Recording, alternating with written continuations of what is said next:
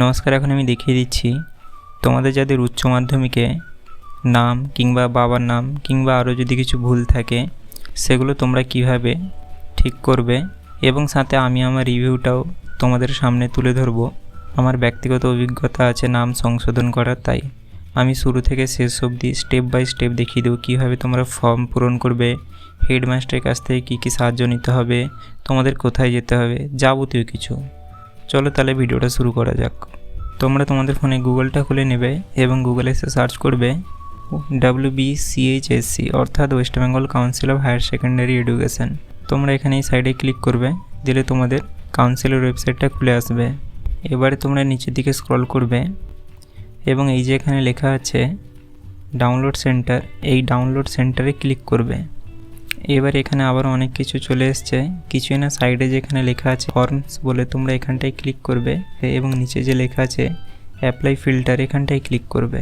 এবারে আবারও একটু নিচের দিকে স্ক্রল করবে, দিয়ে দেখে নাও এখানে লেখা আছে application for correction of admit card, marksheet, certificate এবং নিচেরটা আছে application for correction of registration certificate.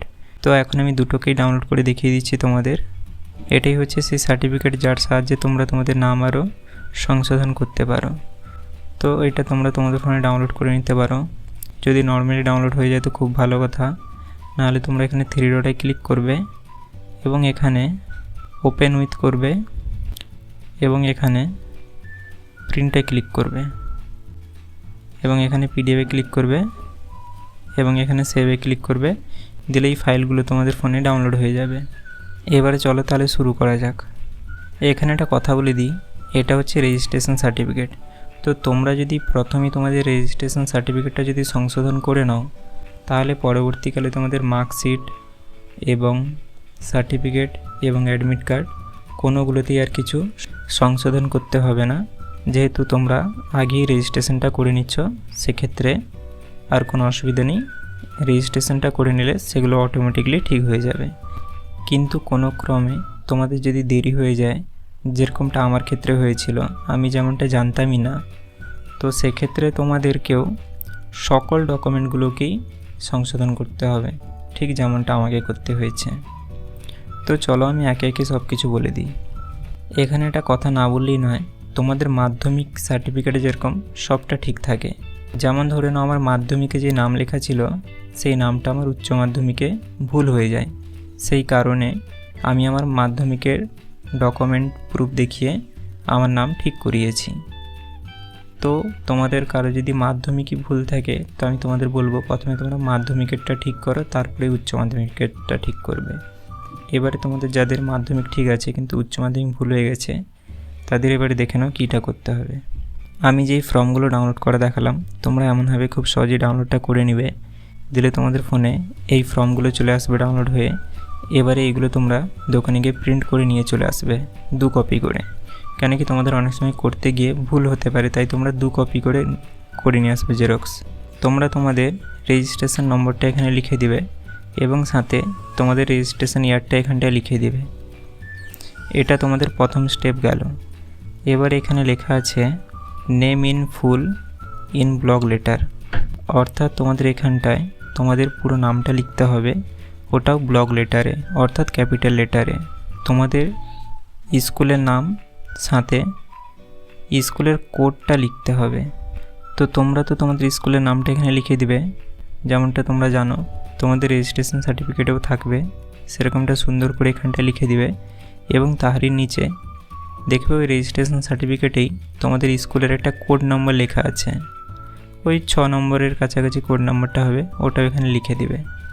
তারপরে এখানে লেখা আছে রেজিস্ট্রেশন নম্বর উইথ ইয়ার, তোমরা তোমাদের রেজিস্ট্রেশন নম্বরটা এখানে লিখে দিবে, সাথে আবারও ইয়ারটা দিয়ে দিবে। এবার এখানে লেখা আছে নেচার অফ কারেকশান, তো তোমরা যেইটা কারেকশান করতে চাইছো সেটা এখানে লিখবে।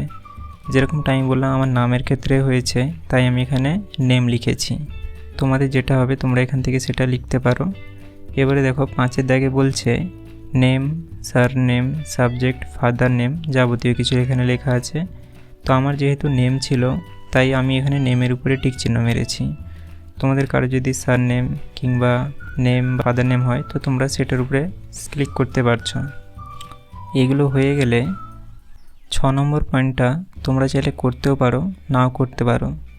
আমি এটা কিছু করিনি, তাতে কোনো অসুবিধা হবে না তোমাদের। এবং এখানেও তোমরা কিছু করবে না, জাস্ট এখানটায় তোমরা তোমাদের সাইনটা করে দিবে। এগুলোতেও তোমরা কিছু করবে না, এগুলো কাউন্সিল স্ট্যাম্প দিবে বা ওরা তার বুঝবে, তোমাদের এখানে কিছু করার নেই। জাস্ট যেগুলো আমি দেখাচ্ছি তোমরা খালি সেগুলোতেই ক্লিক আরও করবে বা লেখালেখি করবে, এছাড়া কোথায় কিছু করবে না।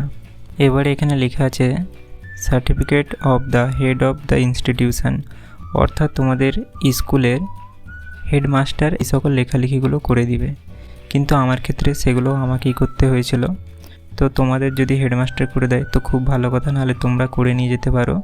উনি এখানে খালি সিগনেচার করে দিবে এবং স্কুলের স্ট্যাম্প মেরে দিবে এবং স্কুলের কোডটা এখানটায় লিখে দিবে। এবারে দেখে নাও, তোমরা যদি এই সেকশনটা পূরণ করো তাহলে তোমরা এখানে কী কী লিখবে।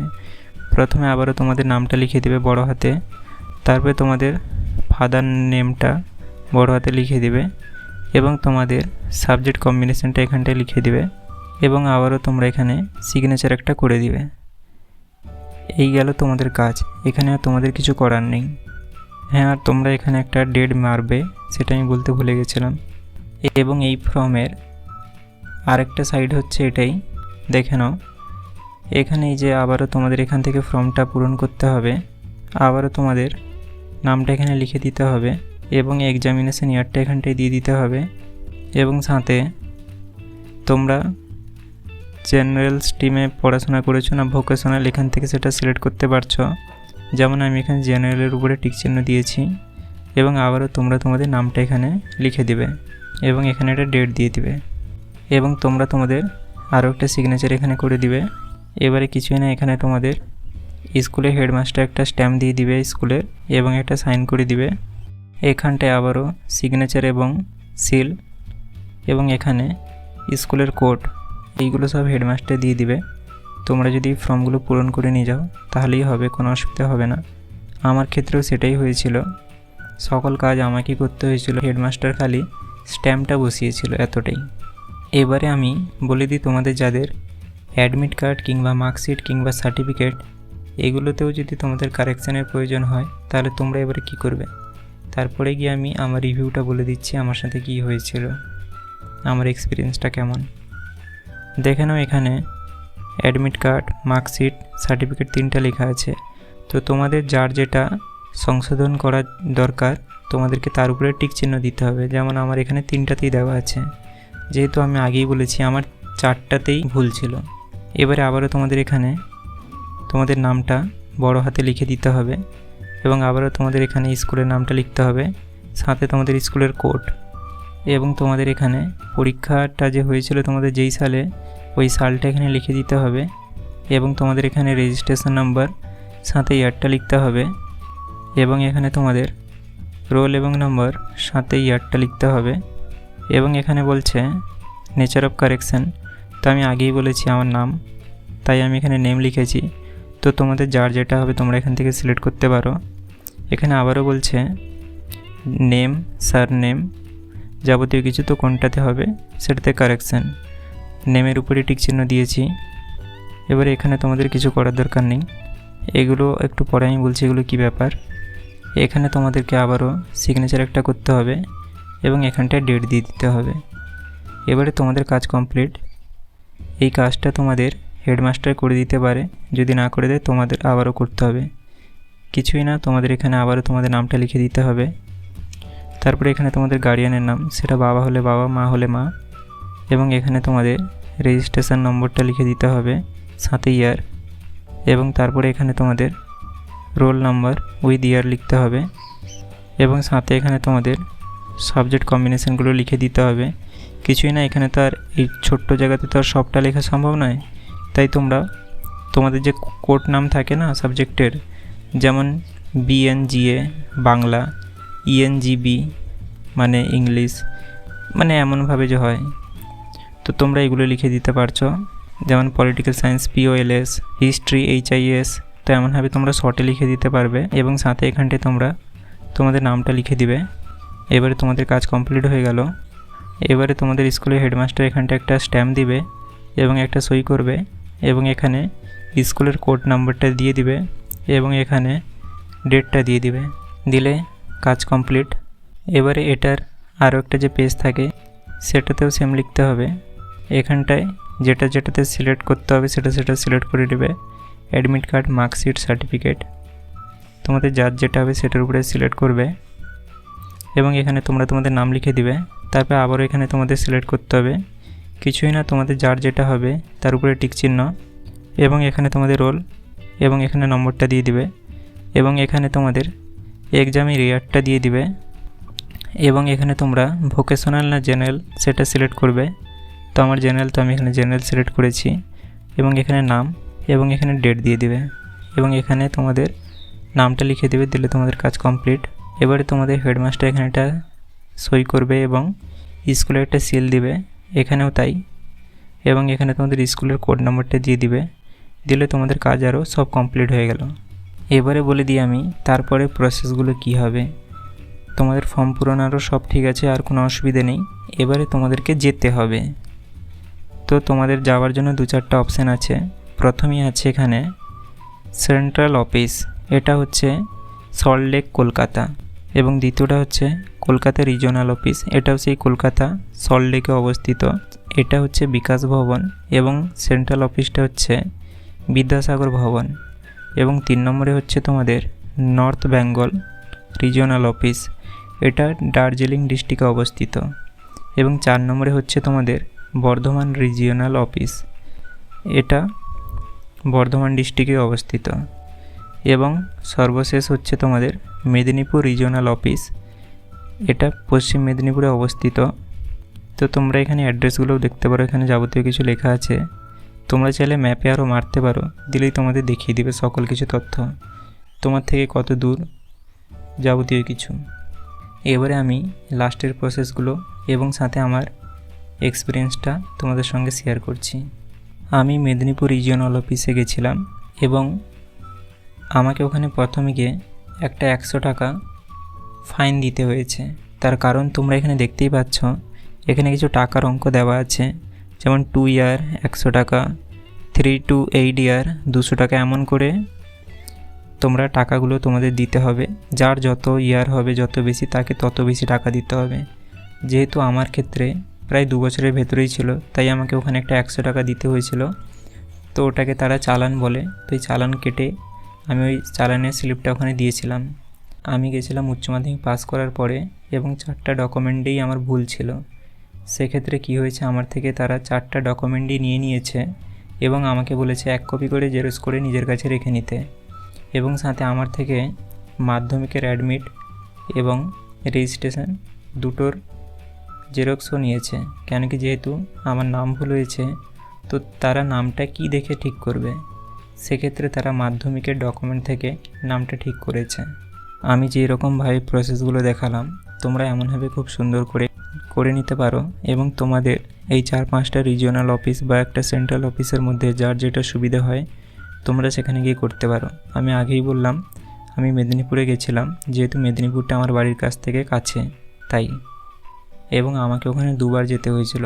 প্রথম দিন আমি যখন যাই, আমি বললাম যে আমার সাথে এমন হয়েছিল, এবং তারই সাথে আমাকে ওদিনকে খালি রেজিস্ট্রেশনটা কারেকশান করে দিয়ে দেয় এবং আমাকে বলে যে কল করে ডাকবে কিছুদিন পরে, এবং আমাকে আরও 3টে ডকুমেন্ট, অর্থাৎ অ্যাডমিট, মার্কশিট এবং সার্টিফিকেট, এই 3টে আমাকে কিছুদিন পরে ফোন করে ডেকে দিবে। এবং অনেক দিন হয়ে যাওয়া সত্ত্বেও আমাকে ফোনও করে না, কিছুই না।